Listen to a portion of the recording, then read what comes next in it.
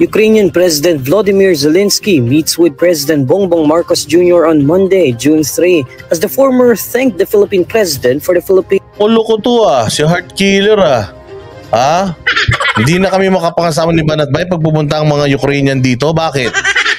Naliligo kami. Hoy, masela ng mga Pilipino sa amoy. Pag naamoy ng mga babae yan, putya yan, amoy taong grasa mga yan. Pag singhot mo na ganun, kaya mo ba tiisin yun?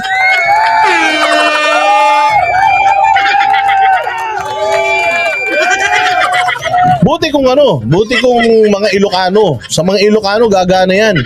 Mga Ilocano mahilig sa kambing, tsaka kumakain ng bagong. Yung bagong sa Ilocano, bango-bango nun. Sa iba, ang baho nun.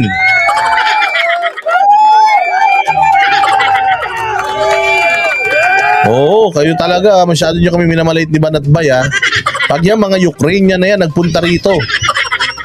Pakikitaan namin kayo ni Banatbay. Mga juwa namin, mga Ukrainian, bahala kayo. Di na, ayoko na. Sa Canada na ako mag-aasawa. Doon na lang ako kaysa dito sa mga Ukrainian na to. In support for Ukraine. Zelensky arrived unannounced and under heavy security in Manila late Sunday, June 2, after speaking over the weekend at the... Tsaka Zelensky, pumunta ka rito sa Pilipinas, hindi ka man nagbihis Para ka lang nagpunta ng Mega Mall. So ano yan? Hindi mo nire-respeto Pilipinas? Dapat hindi ka na sinalubong ng mga uniformado, dapat mga tambay sa kalye ang sumalubong sa'yo.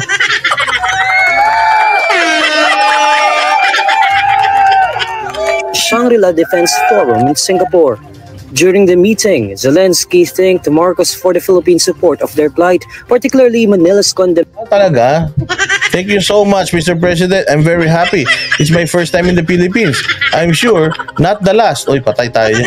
Thank you for this invitation. We are very thankful that your country supports Ukraine. And thank you for your support to the nation with your resolutions, Mr. President. Kaya na mo, wala kang alam sa resolution. Loko-loko yata ito Inimbita pala siya.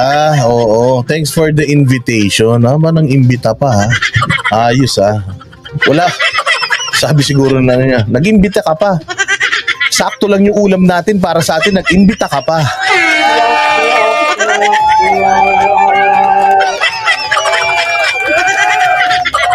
Ayos ka, nag-imbita ka pa, patulog na tayo. Kung kailan patulog, doon pa kayo nagpupunta-punta rito, matutulog na yung tao, nakalatag na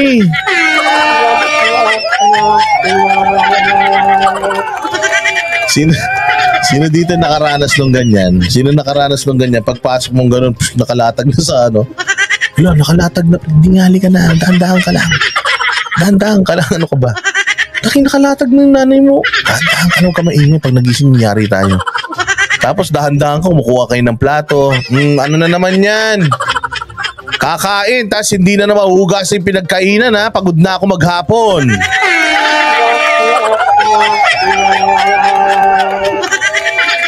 Walang iya Ocha, inaya mo pa dito yan. Gabi-gabi na nakikikain dito, wala ba magulang yan?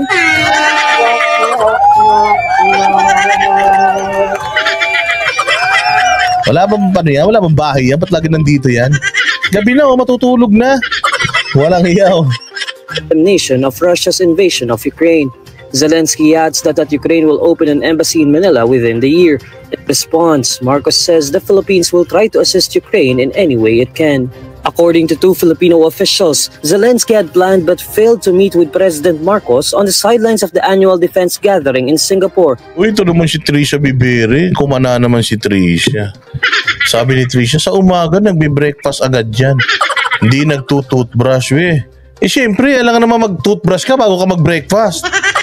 Lasang toothpaste naman yung kakainin mo nun. Siyempre, kain ka muna bago ka mag-toothbrush. Ikaw na magmumug-mumug lang. Okay lang. Okay lang yun. Tsaka nasa bibig mo na yung panis na laway na yun, magdamag. Mano ba namang nguyain mo, lunukin mo yun? Wala namang problem, din naman nakakalason yun.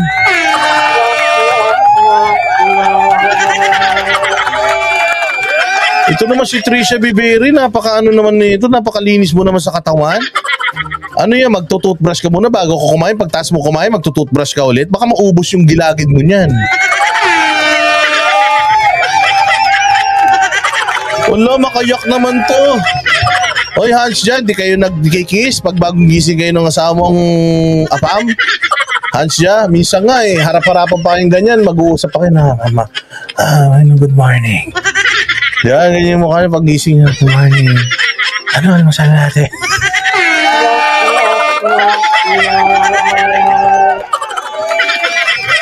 At saka okay, huy, tangina pag nagsasalita ka, wag puro hangin, umagang-umaga. Hindi masisira yung appetite ko.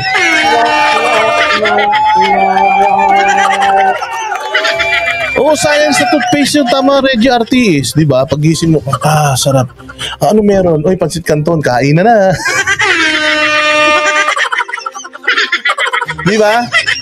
Oo, ganun yun. Kasi, pag ganun mo, diba? Asawa mo, umaga, ganunin mo.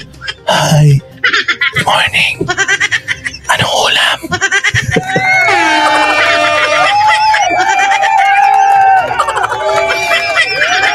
Putang na, ang baho nun. Diba? Walang ganun.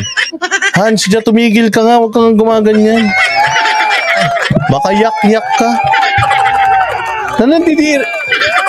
Nandidiri ka. Yung nandito sa bibig mo at saka yung nasa unan mo sa umaga, iisa yun. O mano ba naman, lunukin mo yun. Loko-loko kayo talaga. O sige, diretso, Ukraine.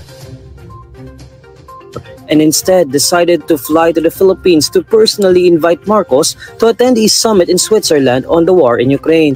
According to Zelensky, Russia, with the help of China, is trying to undermine the peace summit.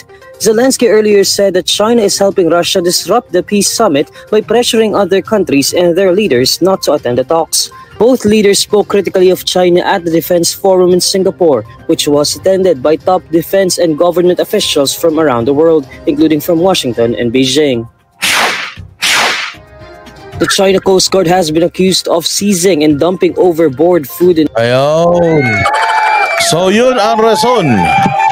Yun po ang rason na bakit nagpunta dito ang si Zelensky. Nagpunta siya dito mga bossing para pasalamatan si BBM at pasalamatan siya sa support and to invite him personally papunta ng Switzerland sa kanilang peace talks. So mamamasyal na naman presidente natin this month, Switzerland yan. Tapos magtatayo daw siya ng embassy niya dito sa Pilipinas. So di ba?